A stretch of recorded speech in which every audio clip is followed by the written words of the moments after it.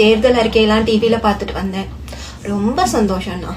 ஆனா என்னன்னா, நாங்க எல்லாம் என்ன பண்ணிட்டோம், ஒசி பஸ் வேணாம், ஒசி காசு வேண்டாம் அப்படின்னு சொல்லி டிஎம்கே அசிங்கமா வேற திட்டி வச்சுட்டோம்னா. பதிலுக்கு அவங்க ஏதாவது அசிங்கமா கேட்டாங்கன்னா நாங்கெல்லாம் எங்கன்னா போறது, என்னன்னா சொல்லி முட்டு கொடுக்கறது.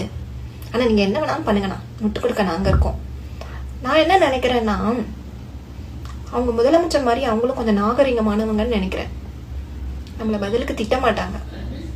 பார்க்கலாம் என்ன நடக்குதுன்னு. அதே மாதிரி உங்களோட அறிக்கையெல்லாம் ஆல்ரெடி கேட்ட மாதிரியே இருக்குண்ணா.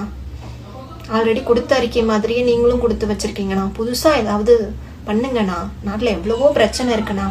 நம்ம பஞ்சாப் முதலமைச்சர் என்ன தெரியுமா பண்ணியிருக்காரு, சென்ட்ரல் கவர்மெண்ட்டை பார்த்து கேட்டிருக்காரு, மக்கள் எல்லாமே ரோட் டேக்ஸ் கட்டுறாங்க, அப்புறம் எதுக்கு டோல், எங்க இதுல டோல் எல்லாம் எடுக்கணும் அப்படின்னு சொல்லி சென்ட்ரலை பார்த்து நாக்கப்படுங்கிற மாதிரி கேள்வி கேட்டிருக்காருண்ணா. அந்த மாதிரி புதுசா ஏதாவது கேளுங்கண்ணா சென்ட்ரலை பார்த்து. ஏன்னா சென்ட்ரல் சைட் திரும்பவே மாட்டேங்கிறீங்க. ஆமால, நம்மளோட ஒரே எதிரி டிஎம்கே மட்டும்தான். அதனால அவங்களெல்லாம் விட்டுறலாம், நமக்கு பயம்லாம் இல்லை. இந்த வீடியோ நான் போஸ்ட் பண்ண போறேன்னா, எப்படியும் ஃபேக் ஐடி உங்க போட்டோ போட்டவங்க எல்லாம் வந்து என்னை அசிங்கமா திட்டுவாங்கண்ணா. என்ன, என் அம்மாவை, என் குடும்பத்தை, என் தாத்தா பாட்டி, என் பாட்டியோட பாட்டி பாட்டியோட பாட்டின்னு சொல்லிட்டு ஆயா முதல் கொண்டு திட்டுவாங்கண்ணா.